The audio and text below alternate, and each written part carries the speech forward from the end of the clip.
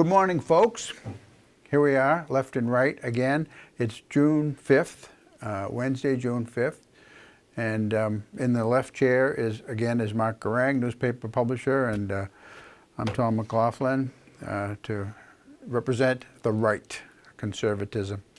And it occurs to me, really what we do here is we compare our worldviews on whatever the topics of the day, the week, the last couple of weeks are, and compare and contrast, and I think both of us, from different perspectives, and so it's fun. It's good exercise. Yeah. Why I come? Why I do it? Yeah, well, that's a nice way to start the morning, Tom. I appreciate that. Yeah. Let the battle begin. All right.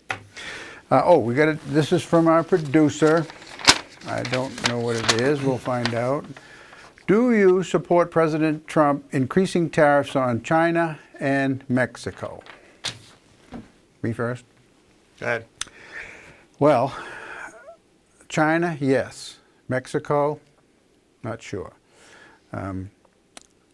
China, I don't know any other way to try and leverage this trade debate that President Clinton and his administration are engaged in. China has been violating trade agreements for decades and has been chastised for doing so. They've been called in violation. They just ignore, agreements and continue to do what they do.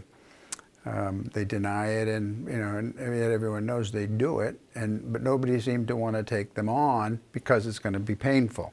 I mean, we are increasing tariffs on a lot of things, steel and aluminum, and then China, of course, responds with tariffs on goods that might be politically painful for President Trump, like Midwestern states, agricultural products, pork, soybeans, things like that, which cut away at his base. And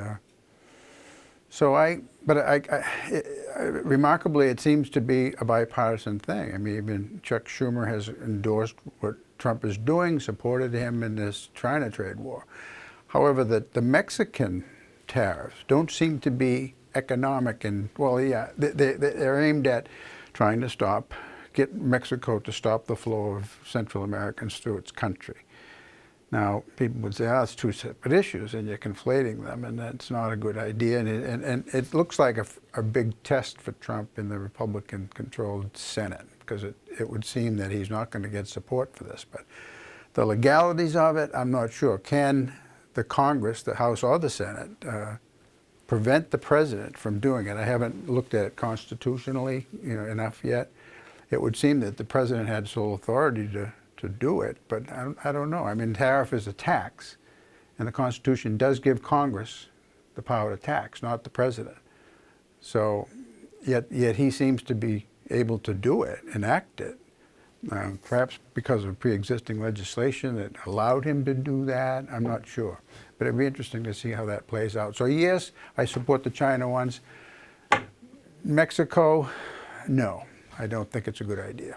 I guess what concerns me, and I think everyone agrees that China's abusing, they just have a centralized government, so they can just do things that we can't get away with, and, stealing intellectual property and all that. So, and I don't think either really understand the complexities of those trade issues, but it just seems to be, as a general principle, that, conservatives should be about free trade. And the tariffs just have never worked out in history, really pretty much anywhere, so just instinctively, it doesn't seem like the right idea.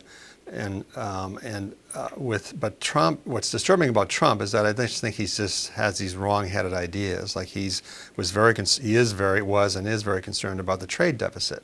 Well, yes, but the trade deficit, one is that there's a lot of different accounting of what the trade deficit means. Like some of our intellectual stuff isn't counted, that we sell software and all that isn't counted. But the fundamental thing about trade deficit, as we get wealthier and as the recession has ended over the last 10 years, and our economy has boomed, the trade deficit's gone up. Well, why has it gone up? It's because we have more money and we can buy stuff. I mean, all it means is that we're just buying a lot of stuff from Germany, China. We're just buying stuff. So that's an indication about how well we're doing. So it's just not an automatic to think that, oh, we have a trade deficit, therefore it's just a wrong approach to trade deficits. I mean, that's what trade deficits are. We are wealthy enough to buy a lot of things. And so you don't think it has an effect on our economic health then, that there are trade deficits with the EU, with China? Why would it be? I mean, our exports, we have huge exports. Yeah. I mean, right? We have a huge export economy, for one thing. But we have a bigger consumer economy. Yeah. We can just afford. If we can afford, expensive, we can afford anything from out of the countries, why would you stop our consumers from buying them? I mean, it just doesn't make any sense. So the tariffs themselves, the Mexico, and the other thing that bothers me about the approach, and again, it's really, I don't know enough about the details of these things, that Trump sees everything through an economic lens. And that's fine. I mean, we're a capitalist country, but I think it just becomes too extreme. So the fact that he's using tariffs to try to solve an immigration issue is just wrong-headed, fundamentally wrong-headed. And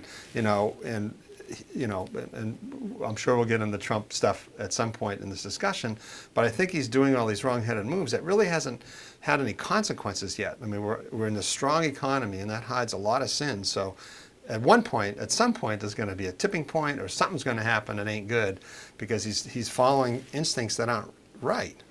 Well, to what you said, it would seem he's on the verge of getting congressional approval for the renegotiated NAFTA agreement with Mexico and with Canada, and it looks like it's been negotiated. It's a matter of having it ratified, and this would seem to threaten that, and that's the biggest basis for my questioning the wisdom of doing this, and how I think that politically, if it worked real well with Mexico and the new Mexican president, did tighten up right away, choked off this because Mexico, he's right, Trump is right when he says they can control it if they want to, and clearly they can, but they choose not to.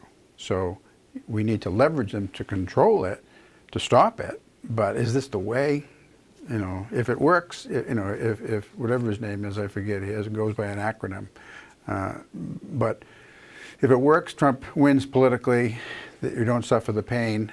But if it doesn't work and it goes on for a month, it goes up 5% every month or every few weeks, if we get the schedule, yeah, it'll backfire. And you get all these things that, even with the China tariffs, I mean, it takes a while for good and bad things to percolate through our systems. And so, the fact that the farmers have been taken on the chin, and at the same, which seems so anathema to Republican principles. Meanwhile, we got to bail out the farmers, like $16 billion? Yeah. $16 billion? I think so, and also it's accelerating the end of, the farms have been consolidating for generations now, but it's accelerating that. In Wisconsin with the dairy farms, Going to corporate farming, you mean? Yeah. And that's good or bad. It's certainly bad for the farmers, and that way of life is ending. And so it is interesting how the consequence of the tariffs into China is really hurting our middle part of the country. And whether it affects Trump politically, I guess the farmers are still supporting him because they believe what he's doing is right. Yeah. But we'll see how long that lasts. And that's why I say these things are in play, and they really haven't manifested themselves in any good or bad way. Right, yeah. Anyway, so that's that. Okay. So what else is on your mind? Well, one more thing Sure. that I don't agree with. You said that historically tariffs have never worked, you said. But prior to the income tax 100 years ago, that's how we supported government, primarily through tariffs. And so for the first 100 years plus of U.S. history, that was the main source of income. So what does work mean? I mean, would it have been, you never know, would it have been better if we hadn't used them and instead we allowed for free trade? Very few countries would allow for free trade. Everyone had protective tariffs. Right. So if you all of a sudden didn't, then you probably sink in the arena of trade worldwide at that time. Of course, it's changed now. Yeah. And tariffs have stimulated. We did a story on stone walls, and you know this as well as I do. But it was the tariffs after 1812, after the War of 1812 with Britain. It was our tariffs on importing of wool from Britain. Was wool, that British wool? that was a Conway Sun story recently? Yeah. Yeah. Okay. Right. And it really led to, well, there were two things that led to the boom in sheep raising in New England. One was in 1812, after the War of 1812, we put on these very stiff tariffs for importing British wool. The other thing is that Napoleon conquered Portugal, and the Portuguese had merino wool. You know merino wool? I'm wearing socks right now. You're probably wearing. Yeah, I can yeah. tell. They feel soft even from here. Yeah. And so they were very protective of their merino wool. And when Napoleon took over or conquered whatever he did to Portugal, they took some sheep. They brought a bunch of sheep over to Vermont, and between these very productive sheep producing merino wool and the tariffs, we had this explosion between 1810 and 1840 of sheep raising in New England. It was a fascinating article. Yeah, and it led to the construction of all these stone walls. And in New Hampshire, we have 150,000 miles of stone walls. It's kind of fascinating. And then it ended. Boom. It ended after, literally like 30 or 40 years. Things changed. Tariffs were gone and all that. And then all those pastures, one is they grew back, because we know that most of New Hampshire and Vermont were 80% fields at that point. Now it's the opposite. And then a lot of those sheep, the ones that remained, turned into dairy. Like all those ones, all the dairy farmers in Vermont used to be sheep farmers 150 years ago. So it's kind of interesting about tariffs. But anyway, the side subject. No, but it's an interesting digression, and I'm going to do still another digression from that. I was not aware of the impact of international events on the wool trade locally until that article. I have studied stone walls. And the most interesting book I read on that was by a University of Connecticut geologist whose name I don't remember. He called them linear landfills because he said the climate of this, how the glaciers dropped those stones all over New England is one thing. And then farmers, of course, would plow and they'd remove the stones because they hit them with the plow and roll them to the side, and they roll them to the boundary usually, and pile them up. And they really weren't to isolate various different animals so much as they were. How are we going to get rid of these stones? We'll just roll them over there. But then they kept coming up because of the frost and so forth.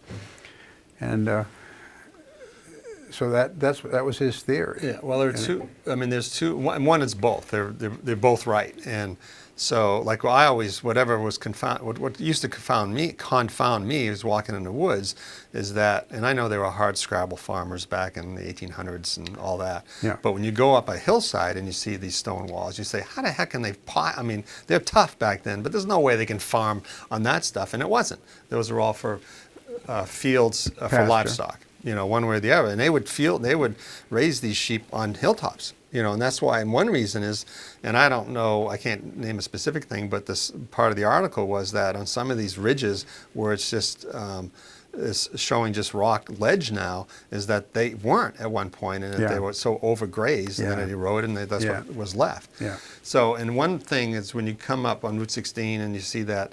In Chicora, where you look at Chicora Lake and you can see the little bridge in Chicora, Mount Chicora in the background, famous. Yeah. Well, on the left-hand side, there's a wall of the road, and the right-hand side there's a road. And the left-hand side, the rocks in the stone wall are smaller, and then the right-hand side they're bigger, because the idea was the ones on the left-hand side was they just moved the rocks aside for growing vegetables for gardening, and the ones on the right-hand side were bigger stones where they had to be a little higher to keep the livestock in. Huh. So it's both. I mean, it's both. But clearly, sheep are so a stone wall. You're not going to keep a sheep for very long unless it's really high wall and without places for them to get a foothold. Well, they're sheep. They go where and I don't know the particulars, but I do know they used to have people who worked for the towns back then who were like fence monitors, and you could be fined if your fences viewers. weren't Yeah. high enough. And then sometimes they would put wooden barricades on top of the they stone did. walls and this Yeah. whole thing. But Yeah. it's pretty clear that all those 100,000 miles of stone wall was built in those like 30 Do you years. still elect fence viewers in Conway? What's that? Do you still elect fence viewers at Is that town what it's meeting? called? Fence what? Fence viewers. Fence viewers? No, I don't think we Yeah. have one. No, we do in Lovell. Really? Yeah. And what do they do? Nothing, but it's as funny as they used to. I mean, they used to. Actually, what do they do? There was some. It's a joke at town meeting. You know, we used to elect this guy John McCain. You know, who was a guy that people liked to tease, and he had a good nature and took it well, and he would be elected fence viewer, and people would all laugh about it. You know, you're gonna run again, John? Yep, I'll take it. Yep. And one time though, a guy had pigs, and they were getting out of his. And they were causing damage in the neighbors' lawns and so forth. So then we have a fence viewer, and they asked him to deal with this guy and make sure he keeps his pigs in, or fine him if he didn't. You know, and the guy was cantankerous. He was a very pugnacious guy. He was an alcoholic, and people didn't want to deal with him. They were afraid of him. So the fence viewers, it did come up to where somebody actually needed it, and for the purpose that it was designed, in back in agrarian times in Lowell. So, And it's called a viewer? Fence viewer, yeah. Like V-I-E-W-E-R. Yeah, Huh. and they would have to, it was their job to make, basically that, to keep sure the animals fences- from damaging yeah. your neighbor's Yeah, property.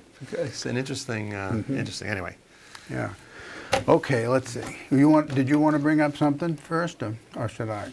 oh, I have one thing to bring up, which is actually a local issue, but go right, ahead. go You can for go it. first. No, you can go first. Have you heard about this historian named Dave Garrow, who examined the FBI transcripts of Martin Luther King surveillance data? No. You haven't heard that? Interesting. Well, it came out in various publications. I don't know if they're conservative or because anyway, it didn't come out in the New York Times, didn't come out in the Washington Post. But this guy is an historian. He's a biographer of Martin Luther King, won a Pulitzer Prize for his biography of King, has got access to transcripts of FBI surveillance of Martin Luther King in the 60s by J. Edgar Hoover, and determined that he is, it was always fairly well known that he was a womanizer, that he liked to fool around. But the extent of it is what Garrow has published in an article in a British magazine called Standpoint. I'd never heard of it. Anyway, he was involved in group sex, orgies, rapes, and witnessing of rapes and so forth. I mean, it was pretty nasty stuff. I didn't 40 different episodes of this, so it's certainly tarnishing of his reputation. Now Garrow has a pretty good reputation, but it's the only way the Washington Post touched it was to criticize that, or to question his bona fides. And Garros. yes, but it would seem pretty sterling. He's also, let me see, what does he say about him? I don't know if I put it in here. He's a Democrat socialist. He has left-wing bona fides. I mean, his politics seems to be left-wing, and that he published this, and he says none of the mainstream publications touched it. None of mainstream media touched it. So I guess that's the story. I mean, Martin Luther King, he's an icon. We have a holiday in his name, and he was a good man, and seems in every other respect. But We should take down his monument. I mean, what's the point? I don't know what the point is. What's the point of bringing it up besides tarnishing Martin Luther King's name? I mean, shall I Google JFK and talk about his sexual episodes? Well, that's been done quite a bit. I mean, it's probably, what's his name? Former Village Voice guy, Seymour Hirsch. did probably the biggest one on that was, what did he call it? But I guess I don't understand what's the point. I mean, I can't speak The to it point because I is, don't know. But why I mean, why is nobody well, maybe it's touching not it? that credible. Well, that's what the Washington Post claims. But this guy has had as not too many people are granted access to these archives of transcripts. He has done it he did a biography of Obama. I don't know what else he's done. Let's see. But he was critical of other mainstream media outlets who have published his work in the past, but have not in this case. But there are a lot of, I mean, I don't know, again, I'll just go back to, because I can't answer that specifically, but it's not always that the media's not that interested in it. Maybe it's just not that interesting, for different reasons. And like you're doing it, I guess, to tarnish his name, right? I mean, that's why you're interested in this. No, I mean, why would you do that? I'm doing it for. I mean, why don't you bring up to about tarnish mainstream media? Okay, well, how about Trump?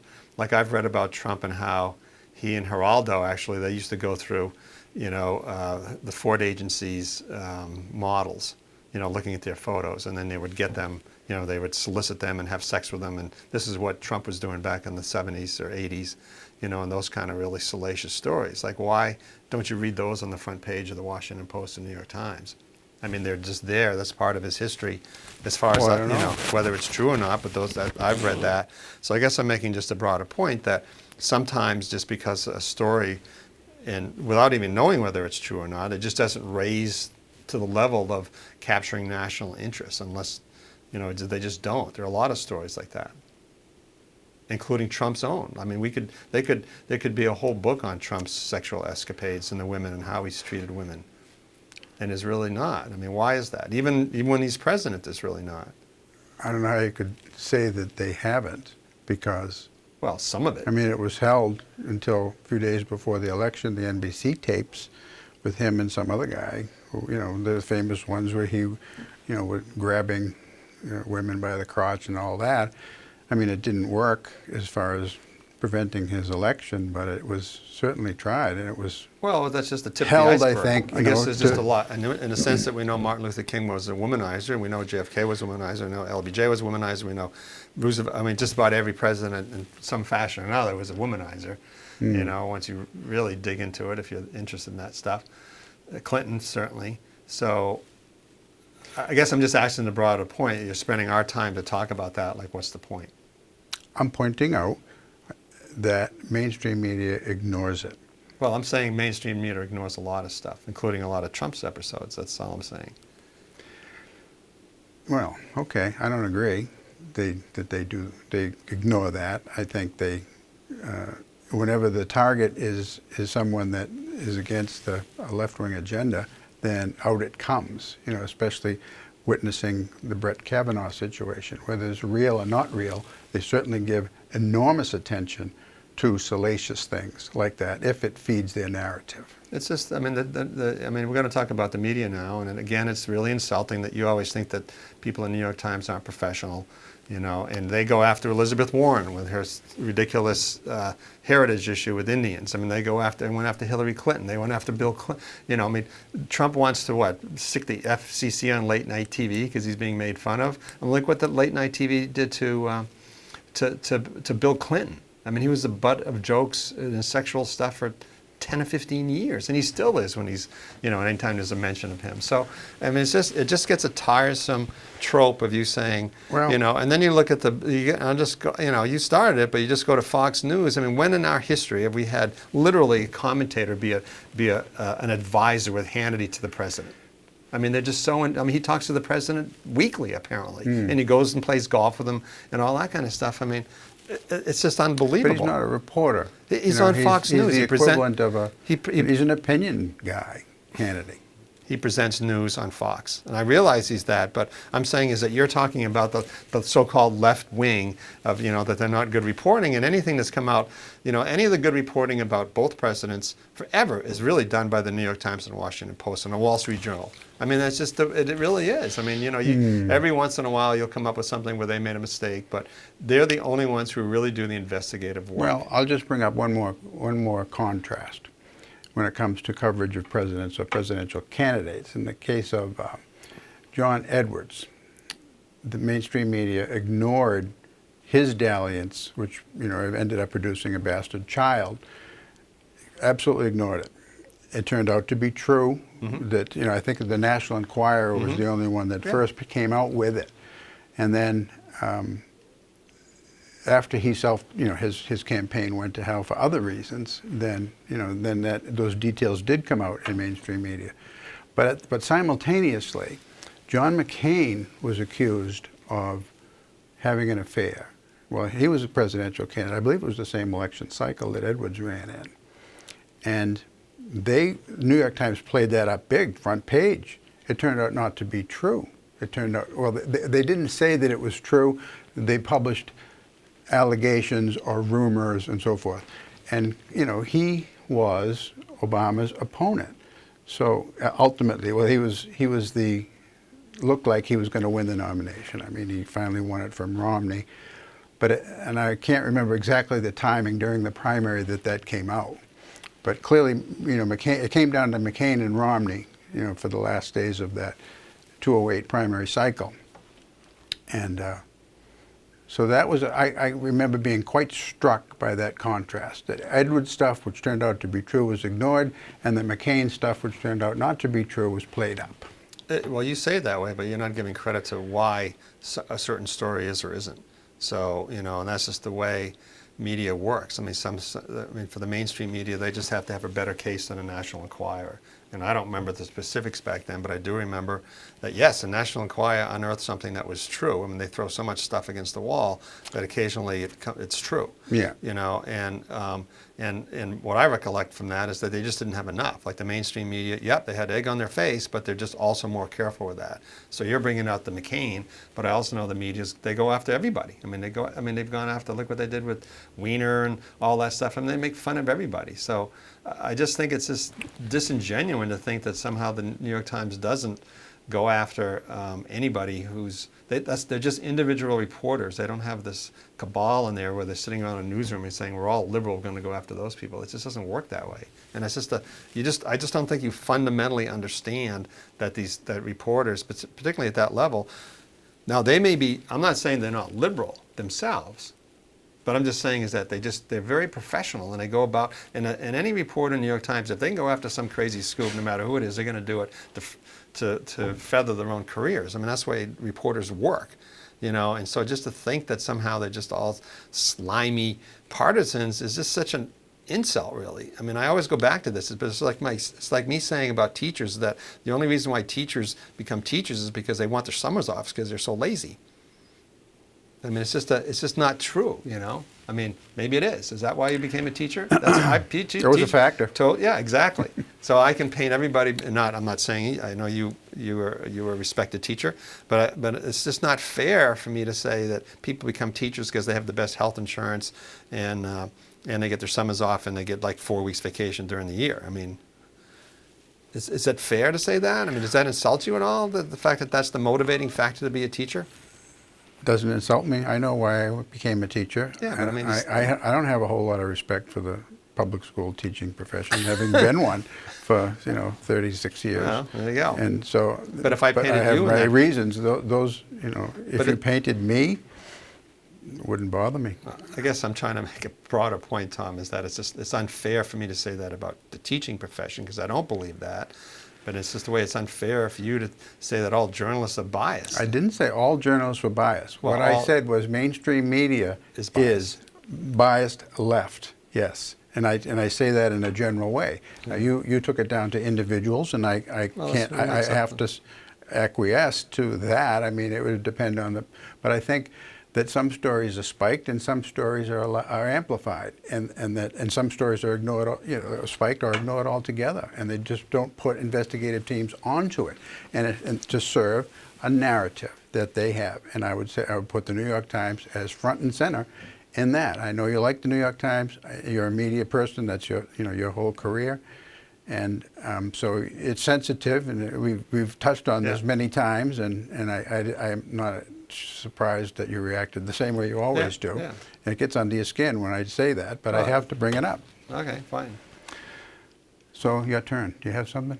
Well, I have this. We don't get a chance to talk about local stuff very often. Go ahead. But I have your column here, and so I just wanted to kind of, maybe we could revisit that because it's a local and a national story. The column is, that I submitted for this week? Okay. So it's called the Transgender Juggernaut. Right. And so you start with the first, just the first paragraph is something. Last Saturday's Conway Daily Sun reported on a drag queen story hour at the local public library, blah, blah, blah. And that's controversial. And then you go into, it's the second graph, it's hard to see this as anything but a further assault on societal sexual norms. And you go into homosexual men, and then you spend the last 2/3 of the article talking about transgenders. So I guess I'm curious is how you conflate drag queens, homosexuality, and transgenders. Is there a difference between, in your view, a drag queen and a transgender? Are they all the same? Like, it seems as though you're kind of very much mudding the waters with this. I am.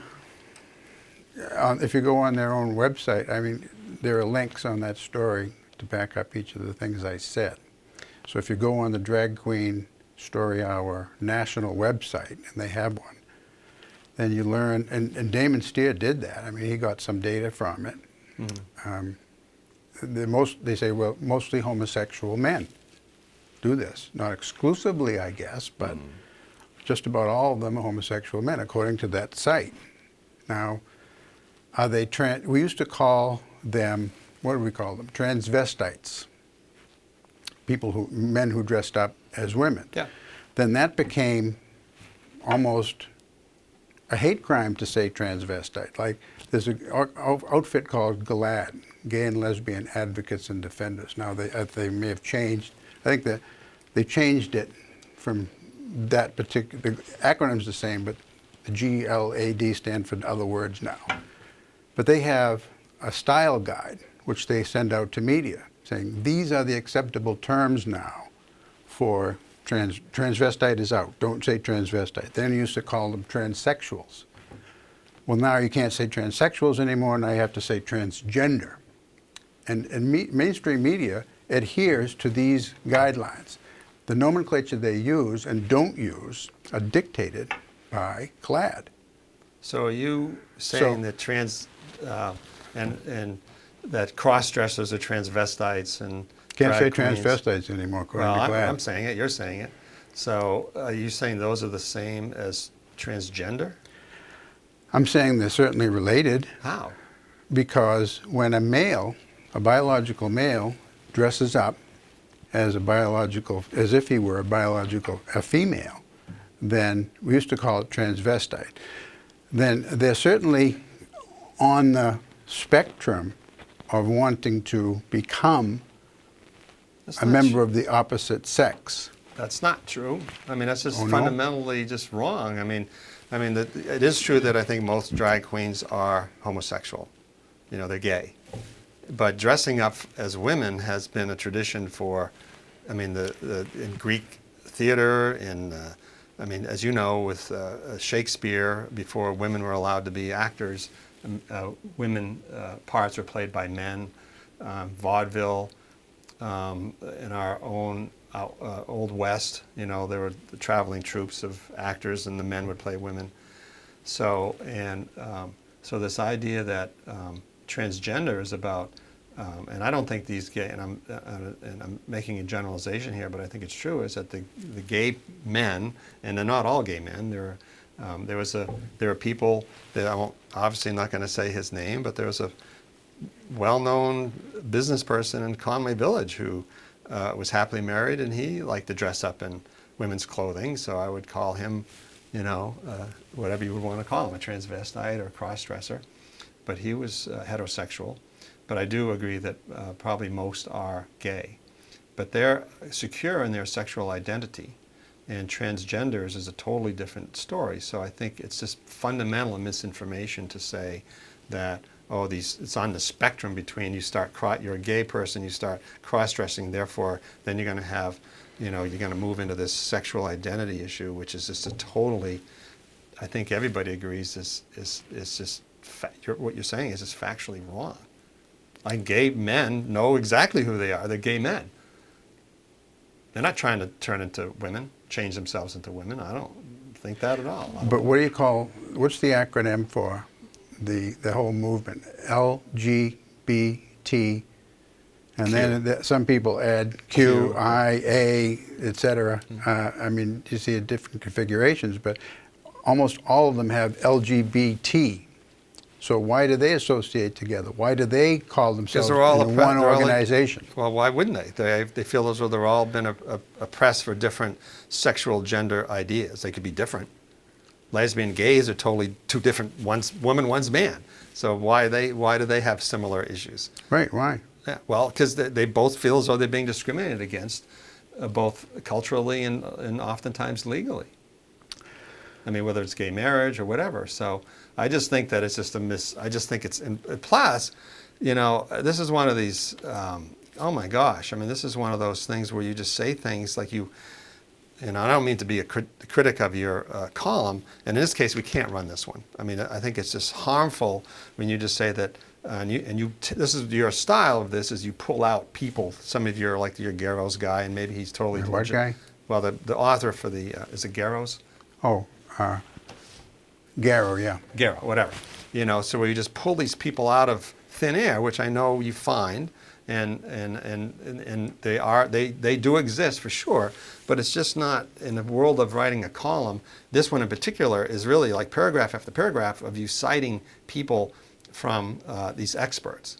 And, you know, when you say that the transgender individuals are mentally ill and need serious treatment, that you quote this guy, Daniel Payne, interesting name, I'm just, how is that, like, what do you accomplish? How is that helpful to anyone? I mean, there are people in this town who have children who are struggling with transgender issues and identity issues, and, you know, it's, nobody's 12 years old and says, geez, I feel like turning into a man or into a girl. I mean, there's biological issues there that are obviously causing that. And Well, how I'm that not sure works. you read the whole column or you wouldn't have said that. Well, and the World Health Organization declassifies transgender as a mental health issue. So as we progress along, we just become more enlightened instead of just stereotyping people. And Well, it's just, I quoted a woman named Lisa, Litt something, yeah, it's right here. and she's a doctor on the staff at Brown University. Did a study in which, when you said, oh, well, a 12-year-old boy or girl doesn't just all of a sudden decide Right. that they want to become, well, her research documented that, yes, that does happen. And she called it rapid onset gender dysphoria. And she published a study in a peer-reviewed journal in which she documented this phenomenon. Now that runs counter to the LGBT, whatever other letters you want to add to it, narrative, which is that these people are not mentally ill, that they are a female trapped in a male's body or vice versa, and that it's ingrained and it's they're assigned a gender on their birth certificate, but that's not who they really were, and that, you know, they have a whole narrative about that, and do not question it or you'll be hammered. And Lisa found herself hammered, because even though her research was impeccable. Who said that? Who said it's impeccable? The dean, former dean of Harvard Medical School, which I also linked in there. And he wrote an article saying, they're piling on this woman, and her scientific work is unquestionable.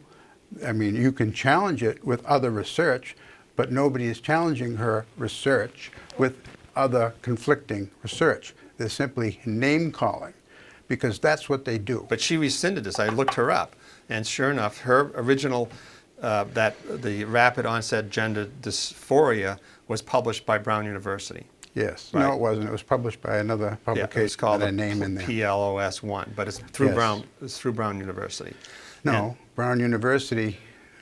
I don't believe so. Spock's, whatever it was, I forget the. I had never heard what I of it read about until her, because I looked her up, because she was another one of those, because you have her here, and said she rescinded all this. It was this whole thing about the rapid onset was unpublished, and it was challenged by the scientific body politic about her research and data methods. And so it's unpublished, and she changed it. And her new, which I didn't write down, but her new publishing of it has a totally different name, and there are different results in it. So, and that was just happened last year, 2018. So I just think there's always two sides of these stories, and you've told one side, and I'm telling you the other. Okay. And she was hammered for doing so, for publishing this. And I don't think you checked on the link that I had in there about the guy, the former dean of Harvard Medical School, who verified her and questioned the assault that she was under and that Brown University itself was under. And Brown University put pressure on her to change things, to rescind things, to apologize, or whatever it was. I mean, maybe she's just wrong. I mean, Brown University had this whole thing, paragraph to paragraph, of how they if the data and the research is viable, that they will publish very controversial things, which is why this thing got published to begin with. So it was only when it was challenged by her peers and other people and other researchers that it was unpublished. But it was published. It was published, but it was unpublished. It's now under a different name, and I should have written it down, but our readers could. Well, I'll check Google that it. out, but All right. I didn't find any evidence of that. I found that she was absolutely pressured by Brown University and by the whole lobby of LGBT. Well, it depends whether because that pulls the rug out from under it. That she did find a cluster of girls, and that were all of a sudden they all knew each other, and one of them decided that she was a boy, and so then the rest of them did as well. Does that even make sense to you? I mean, really, common sense. Do you know any transgender I don't think young people and the struggles they go to? I mean, do you have any? I mean, does it even remotely make sense to you in a common sense way? I say to you that we are born male and female, and that this whole thing used to be all classified as mentally ill. So when I say they're mentally ill, we've progressed out of the you Stone Ages. think we've progressed. I would say. I mean, you're afraid of it, but I mean, I would say that progressed. the American Psychiatric Association, who decides what is mental illness and what isn't, has succumbed to the same Maybe pressure they've just become enlightened. that this Brown University Maybe they just become enlightened, Tom. You know, or maybe they have succumbed to pressure. Maybe they lack courage of standing up for what they see as common sense, and which biology does back up. If you want to pretend that a male can all of a sudden become a female because he or she thinks he should, and I also go into how many of them regret it later, and they say, no, I was caught up in this whole trend, this whole fashionable trend, and now I want to reverse it. I'm very sorry that I did this. Oh my gosh. All right. Okay. All right. I mean we clearly have different perspectives on this. Well, it's just not in a very, I mean, it's just, I mean, what surprises me is that, it doesn't surprise me because I know you're Catholic, and I don't know why, you know, and it would be interesting to be on a therapy session with you to figure this out, is that why you're so... Be under a therapy session? No, to be observing in a therapy session with you is to figure out why you're so against... You think I need therapy because I have these views? I don't think you need therapy. I'm just saying it'd be interesting what is it that has drives you so much about your intolerant views on social issues like this. Like, it just seems obvious, you know, that we become enlightened. We don't burn people on the stake anymore. I mean, there's just a whole bunch of things. So I'm unenlightened because I have these views. I think there's just a progressive, enlightened way. I'm just saying, I'm just curious as to why some people have their own beliefs, for sure, but you just seem to be particularly obsessed with either it's abortion or the social issues. Didn't your paper bring up the story? Yeah, it's a news story. Okay, so yeah, it's a totally good news story. And you think that, let me ask your personal opinion. Do you suppose these drag queens that now do story hours all around the country for children ages 3 to 8 want to raise literacy levels in children, and that's why they do it? Why do you think they do it? What do you think they're trying to do? I asked you. I think they're trying to create... I think they're trying... Why do you think... You're going to say... I asked you the question. Right, okay, why do you think they do it? Let me answer it. You're going to say they're trying to convert these kids. I'm going to say they're just trying to show that they're regular people and they don't have to be afraid of them. Okay. We And disagree. I think the library, frankly, I think they're, that's a pretty controversial thing to do. I mean, there's no question that some people just think it's wrong, and for a 3-year-old and a 5-year-old or whatever it is. Are they also unenlightened if they think it's wrong? No, that's just their own opinion. Just me. No, I just think that I think I'm not saying you're unenlightened. I am saying is that I just wonder why these things really, like, what is the fear that drives you with this? I know it's about societal change, and I guess That's the fear. We're going to hell in a exactly the handbasket. fear. Yes. Because we're all going to turn gay or transgender. Is that how it is? I had a 33-year career in the Maine public schools, same school district. I had many kids come up through, and my own children came up through as well. We had students who said they were gay.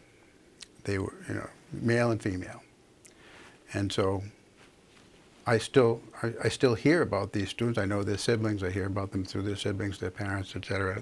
Their peer group. All of a sudden, they're not. They're not what? They're not homosexual anymore. They said, "Oh, well, I'm lesbian or I'm gay." Now, some of them are still, okay, but many, more than a dozen that I happen to know about, are not. They went through this phase.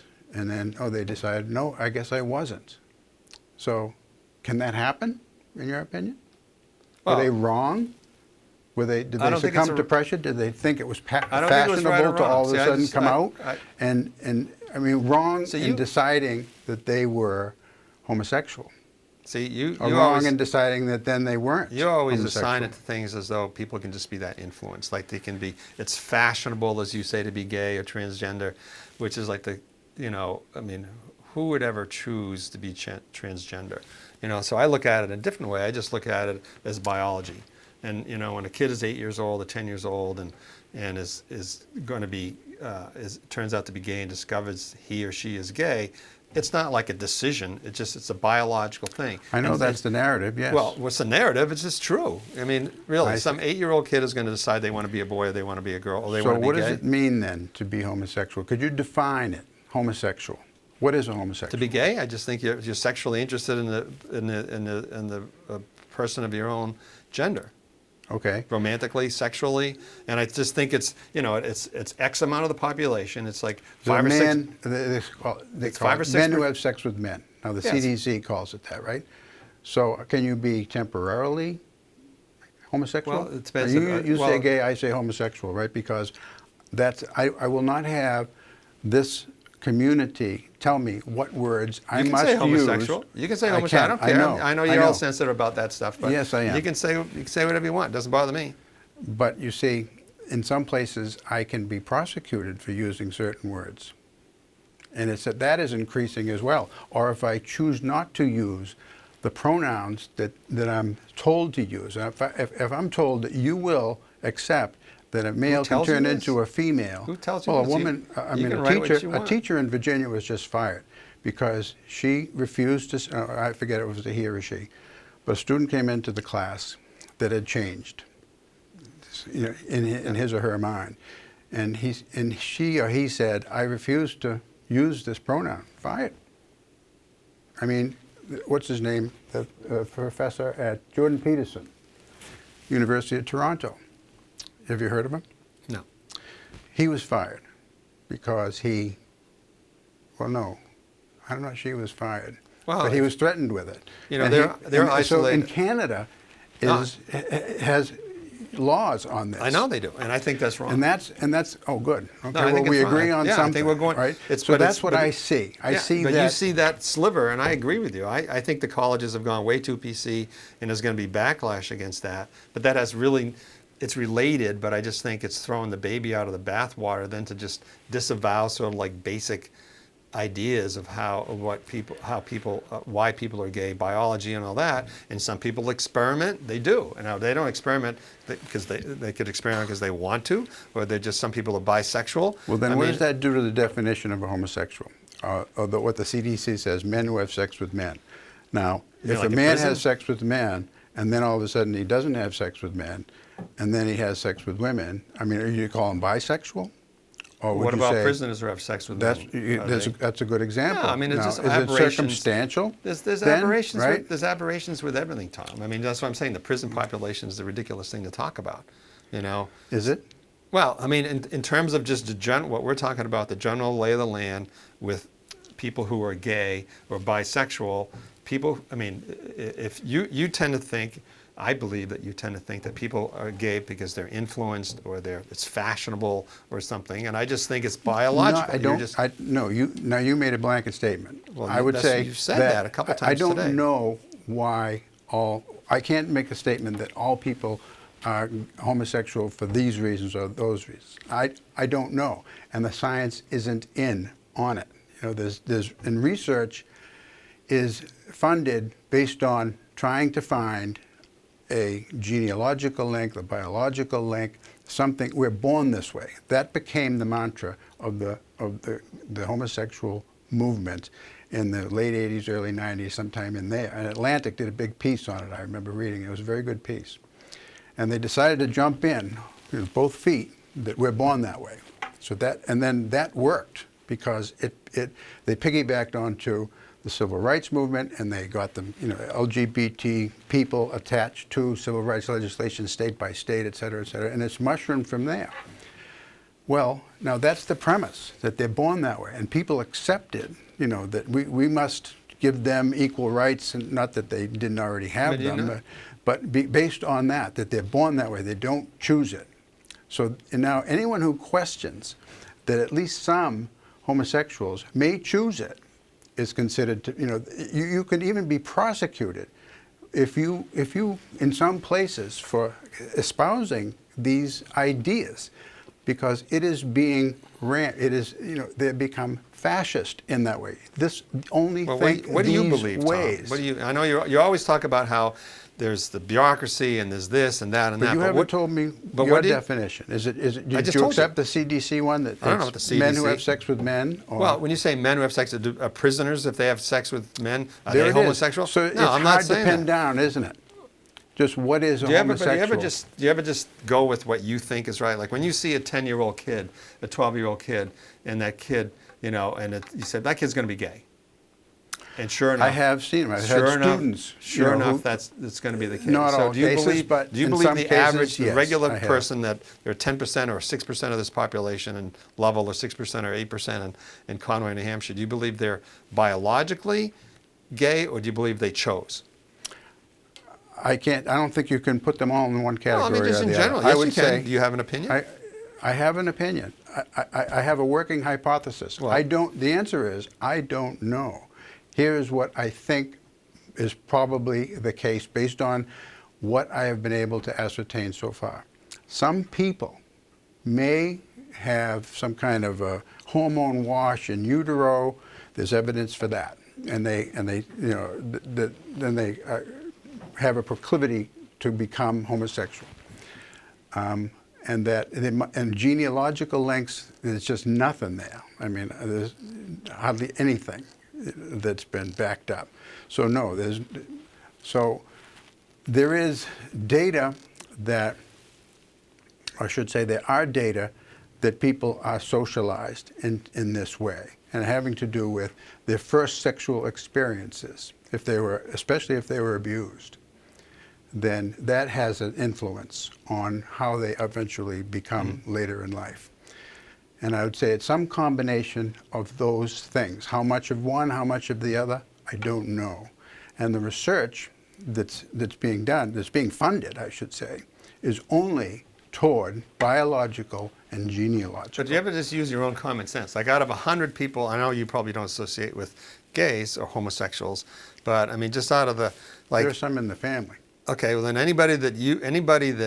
I've had friends who've got kids who, an acquaintance of mine had 2 boys, and he was, for a while, it was crushed him that both his boys were gay. He was an athlete and all that stuff.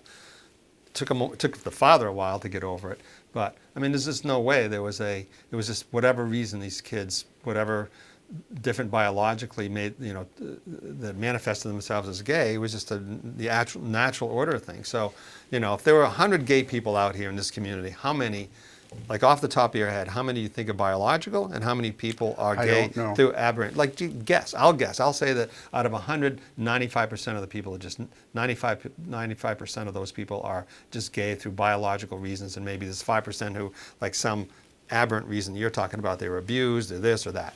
So I'm saying 95 out of 100. What do you think?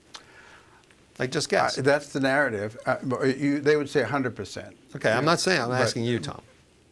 And I've already answered the question I'm twice, just asking and you. I I'm said just- I don't know, and I wouldn't even But you have an venture opinion a now? guess. You haven't? Yes, you do. Yeah, I bet. So just you've studied this topic way more than I have. So why can't you just come up with a gut feeling number? I can do it. I gave you an honest No, you answer. didn't. I'm asking you. No, and you're asking me to guess, Yeah. and I don't want to guess, because I would suggest that probably the majority are circumstantial. On the nature-nurture scale, I would say that most of them are nurture. Okay, when it so comes that's to you're saying it's not. sexuality. More than 50% have an aberration, and it's a nurture thing of environmental or Some kind choice of or something. All right. experience that they have. Okay, yes. that's good. There we go. I got it. All right, so we go to number. How much time do we have left, Bill? 4 minutes. How's that?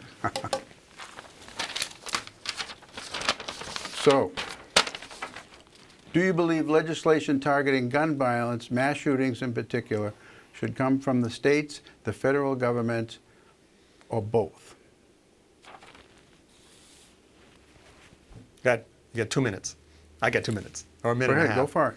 Well, I mean, it's the whole gun violence thing is just very, very, very tough. And I think it's just a fundamental decision that we have to make as society is whether having all the, there's a correlation. I'm not saying it's a causation, but there's a correlation between the number of guns we have in this country, which is more than, like 3 times more than any other country except Yemen, I think, and the number of violent deaths we have due to guns. And most of those are suicide, actually. Yes. So I think we have to decide as a society whether it's worth it. My gut feeling is that it is because of our history and the Second Amendments and all that, and I'm a gun guy, so on its face, I would say it's worth it. However, and I've said this before, is that there was, when you compare it to the auto industry, and, it is now by millions of miles driven, like a factor of like 20 times more safer to drive than it was 50 or 60 years ago. And so 50 or 60 years ago, and there was this carnage everywhere, in highways, right? And you were same thing with you. When I was brought up in high school, in high school for me, it seemed like every 6 months you're going down and look at a wreck for some kid that got killed, and that kind of thing. And so, well, nobody suggested they outlaw cars, back then, even though there was this carnage. What they did is they just made incremental changes, that could actually make driving more safer. And those are little tiny things. There were better enforcement, there's the seat belts and all that kind of stuff. And so that would be the approach I would take with guns. And I think there are ways to keep guns out of people's hands who, whether they're domestic violence people or whether they're mentally ill people and all that. And I don't think there's going to be a magic bullet, no pun intended, but I think you have to at least start in the direction of trying to curb this violence. That's exactly what you said the last time Yeah. this question came up. Yeah. And I guess we agree on that. I mean, there is a Second Amendment, and the gun confiscation, which I can't think of which Democrats have actually suggested that. Maybe assault I think Elizabeth rifles they Warren have. had a buyback, Similar like to Australia. Yes, yes. And that would seem to be voluntary. I mean, Right. if you can sell it to the government or not, but to confiscate guns, Right. No which way. I haven't seen that, but they want to go there. 1 minute left. So yeah, I mean, incrementally, and it should be by state as well. And then would it be challenged based on Second Amendment rights? I don't know, that possibly, and that should go through the process, I guess. But yeah, I am a pro-Second Amendment guy.